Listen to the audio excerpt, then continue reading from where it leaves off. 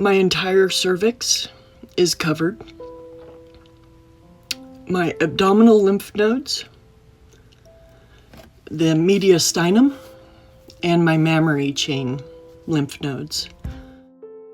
My name is AJ Hughes, and I'm from Tucson, Arizona, Phoenix, Arizona. And I was diagnosed with stage 4B cervical cancer on July 16th, 2025. I am a full-time RVer. My travels have been limited recently due to my diagnosis, but for the past couple years, I've been traveling through the United States, and I've done some incredible things. I'm an avid reader, a bibliophile, if you will. Absolutely love books, the texture, the smell. Horses are a big passion of mine, and my family. I had 12 horses. What I had actually done, I had a ranch, and I created a nonprofit, and I would rescue the horses from slaughter, rehab them, train them, and then military and first responders with PTSD or injuries could come out for equine therapy. I gave my horses to some people that were frequent visitors for equine therapy so they could continue what was helping them so much. It was impactful. I'm a good cook. I can make anybody fat. I have 7 grandbabies.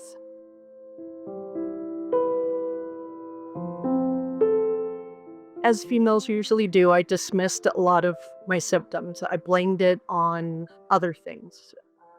Even though I'm in menopause, my ovaries hurt. I'm bloated. Uh, I'm cramping. All of those were symptoms that I wasn't paying attention to. Pain and bleeding during intercourse. I had had a series of 3 surgeries. I was kicked in the abdomen by a horse, my fault, not hers. And for the past almost 3 years, I would contact the surgeon and say, well, I'm bleeding during intercourse. And it went from just spotting to a stage where it would be all the way down to my knees and dripping off of my thighs. I thought I had kidney stones. So I went to the ER, and the first doctor immediately had told me this is stage 3 cancer. And I thought, well, how do you know? You didn't even do a biopsy. And he referred me to another physician, a GYN, and she was absolutely incredible. And she immediately, as soon as she put the spectrum in, she said, this is stage 3, probably stage 4 cancer. I was referred to a GYN oncologist, and she too had the same comment. She said she would almost bet her career that it was stage 4 cancer. So I had the PET scans, and they did confirm it was stage 4B cervical cancer that has metastasized to my cervix, of course, is completely covered. My abdominal lymph nodes, the mediastinum, all of the mammary chain, the lymph nodes in my neck, trachea, and voice box. To the point where I noticed them and explained them away. 3 years. There were things along the way, but I explained them away like all women do, and that's part of what I want to tell women is don't explain away your symptoms because that's what they are. She had said that it was stage 3, possibly stage 4. Then she sent me to a GYN oncologist, and she too said the same thing. Um, and then it was confirmed with the PET scan. It's not something you want to hear. And my first thought was about my children and my grandchildren and leaving them behind. I'm sorry. My grandbabies are so young. My mother passed away when I was 11, and I have minimal memories of her. And I wanted to fight for them so we could have more time together and create more memories. Sorry.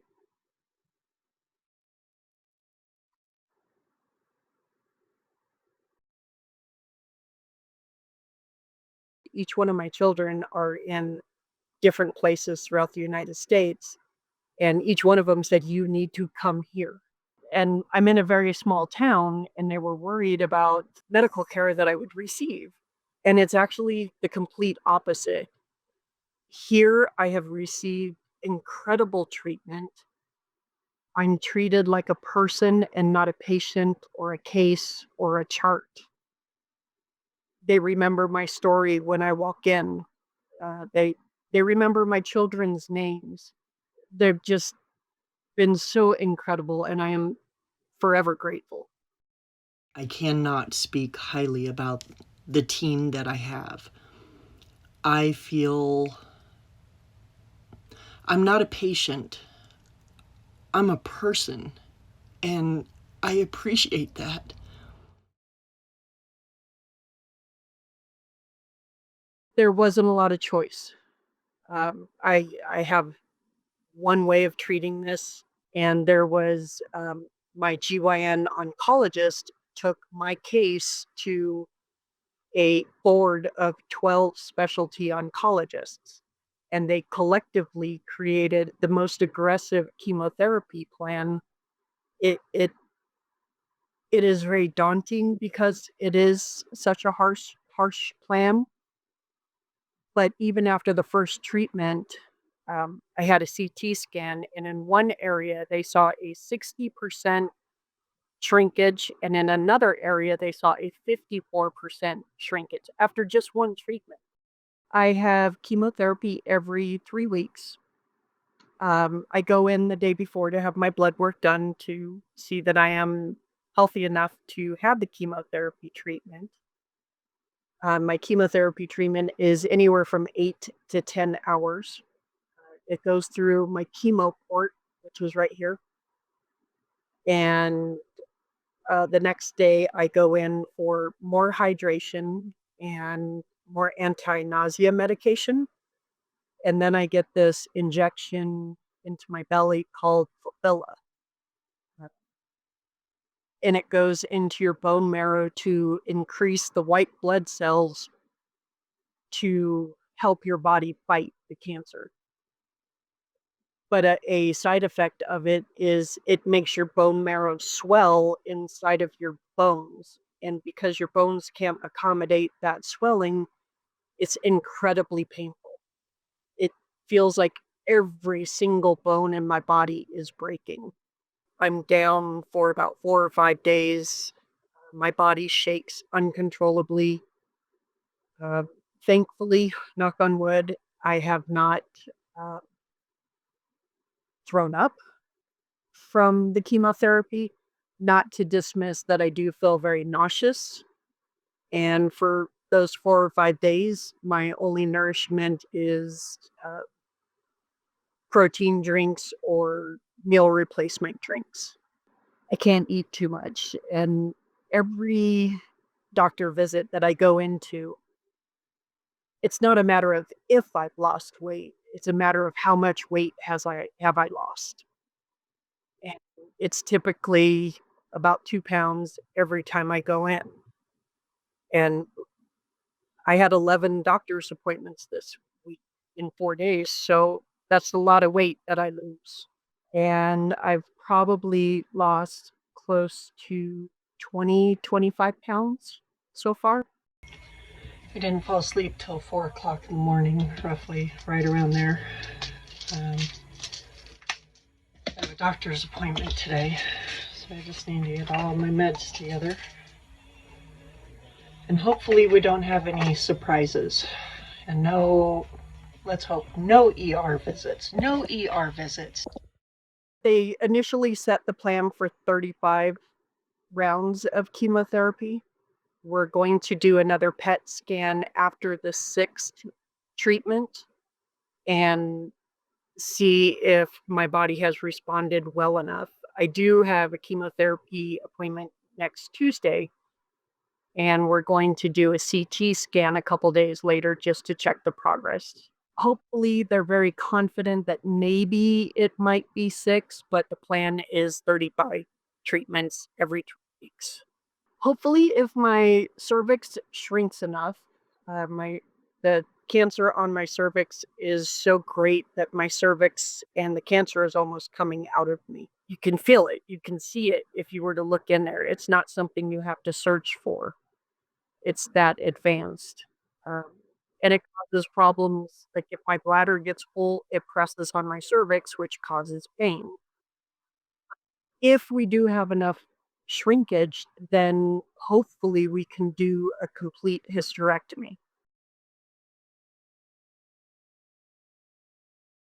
So I notate, I'm battling some blood clot issues right now. So I have to give myself injections into my belly twice a day. And then they also put me on Coumadin. Um, there's a measure of safety. It's from 1 to 4, and they want you between 2 and 3. When we first started, I was at 1.0. I was checked today and I'm at 1.1, so it's not coming up like it should. I also had an echocardiogram today. I do have some fluid around my heart, um, caused by the chemotherapy drugs. So thankfully, it's only 1 centimeter of fluid, so nothing that they would have to inject a needle into me to drain that fluid at this point.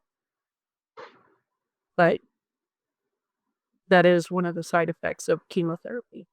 I just had chemo the other day, and this injection called Fulfilla, and it's extremely painful. That injection is. It goes into your bone marrow, and it hurts. My body is vibrating from the pain. It feels as if every single one of my bones is breaking at one time. Every muscle in my body feels like it has a Charlie horse, but they also feel like jelly, and at times I can hardly even walk to the bathroom. 2 days after chemo, I'm in the ER with some kind of problem from it. The weight loss, being so lethargic. I'm so weak after it from the Fulfilla shot that I can't walk without support. I have to hold on to something as I walk, which is a greater fear now that I'm on so much uh, blood thinner medications. Um, it steals everything from you. It stole my hair, but I did make the decision when it started to fall out. I made the decision when my hair came out. That was the one and only thing I had control over. So after my first chemotherapy appointment, I did have long, beautiful blonde hair, and I cut it to a bob haircut. After my second treatment, I cut it into a pixie, and about 5 days after that, I ran my fingers through my hair and just it was so much hair. So I went to a hair salon, and these ladies were so encouraging. They stood right beside me. One held my hand, and she was just giving me so much empowerment. She was telling me that I Jane, uh, just so much power. As a woman, your hair is part of your identity. Everybody calls me, oh, it's AJ, the tall blonde. Now I'm going to be AJ, the tall baldy. Your hair is not only, as a woman, part of your identity, but it's part of your feminine identity. It's part of your individualism. And my hair has always been part of my security blanket. And oftentimes I'll go to twirl my hair and it's not there. Or I'll go to flip it out of my way and it's not there. Uh, but I will say there are some benefits. My shower now takes 3 minutes unless I turn around like a rotisserie chicken, and I don't have to blow dry it. I don't have to worry about gray hair. I can roll the windows down in my vehicle. There's a lot of positive. There's positive in everything. You just have to look for it. It just cancer steals everything from me, but I'm not allowing it to steal my dignity or my battle. Like, this is my battle, and I will win it. I'm currently in Cody, Wyoming. I am leaving this area in a week after I recover from my next chemotherapy appointment, and I will be closer to my family, kind of like my triangle of love. Each one of them will be about 3 hours from me, so they could help me, and I'll be surrounded by a lot of my friends as well. The campground that I'm at has been completely amazing, and I couldn't have done this last round of chemotherapy without them. They set up a meal delivery system. So every night somebody brings me a home cooked meal. With the wooden, I can't have vitamin K, so no green leafy, anything green you can't have. And they've been very mindful of that. They come and walk my dog for me. They bring me bags of ice for the neuropathy in my hands and feet, the nerves in my hands and feet that were once silent after chemo. They're blazing and they go numb and they tingle and they hurt and they throb. And it's the oddest sensation because you don't know which foot is in front of the other. So you have to be very careful, and I have to watch my feet to make sure I am picking them up and moving them. My neighbor directly next door, every day she brings me something, be it a bowl of cantaloupe, fresh cut cantaloupe, or two things of yogurt, but every day she brings over something. And that kindness and generosity isn't something you see that much in today's society anymore. And I'm so grateful to the kindness.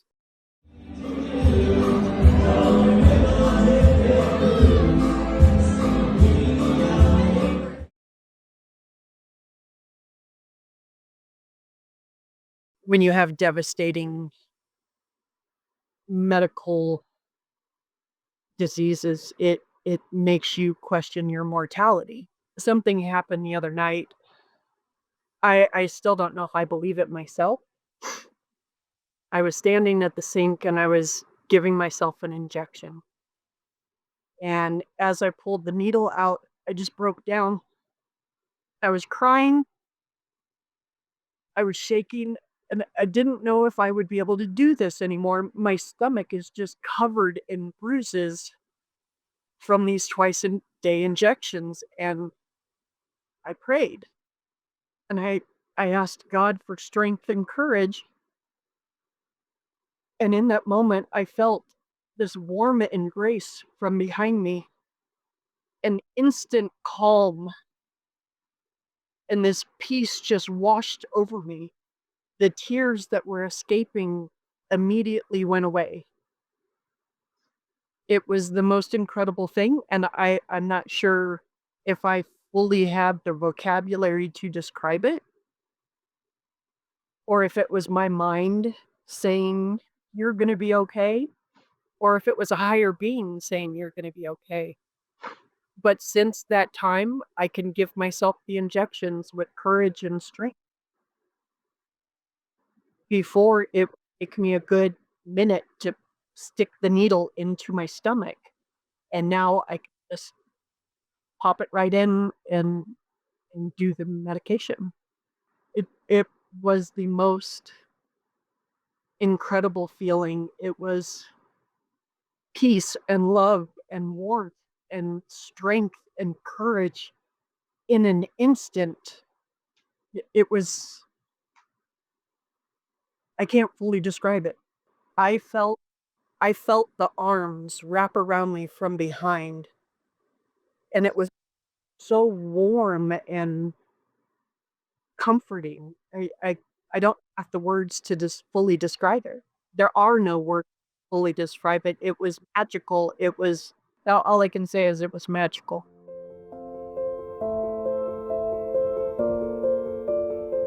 Don't explain away your symptoms or your pains. Um, it it could not be your period. It could not be cramps. They could all be symptoms. Get a pap smear. I didn't do it. I was so busy with my life. I owned 12 companies. I had 4 children. Oh, I can get it later. If I would have had a pap smear regularly, like it's recommended, this could have been stage 1, 2, or 3 at any point in time. And now I'm battling for my life.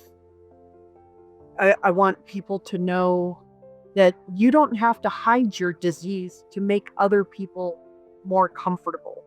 I chose not to wear headscarves. I chose not to wear a wig. And I noticed that I'm big on eye contact, and when people walk by, I'll look at them and they'll divert their eyes.